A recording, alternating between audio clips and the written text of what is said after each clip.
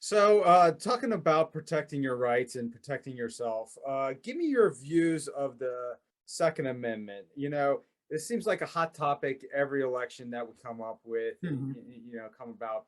What would you do as the next U.S. Senator of North Carolina to help protect this right, or what would you like to see altered with the Second Amendment?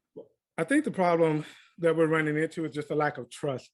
So I think when we look at gun rights, I think, to me, it kind of stops with the police. I think that there are those who don't trust the police. And so you see gun violence. And so you want something done about gun violence. But I think the other side looks at it and says, well, I don't trust that the police can protect me from gun violence. So I need a gun to protect myself as well. So I think from my perspective, we have a right, the Second Amendment. Now, I know this may be controversial for some, but I don't believe that the Second Amendment guarantees our rights to a gun, but I think it's the Ninth Amendment that does, because I think the Ninth Amendment, I think is one that gets missed, is that the government doesn't have a right, simply because it's not in the Bill of Rights doesn't mean a right doesn't exist. And I think that it would be silly to think that a person does not have the right to bear arms.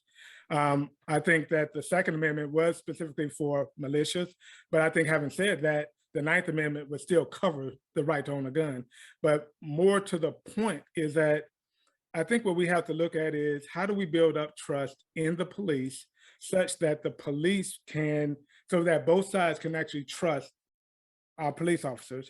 And what I would like to see done even to protect gun rights and those who are concerned about gun violence is to focus on, it's the FBI crime database, and I forget exactly what they call it now, but it's the FBI crime database where crimes are reported. Yeah. So basically, states have the option of reporting or not reporting, but I think that's something that needs to be mandatory. I think all interactions with the police, period, if a citation is given, felony shootings needs to be reported into this federal crime database.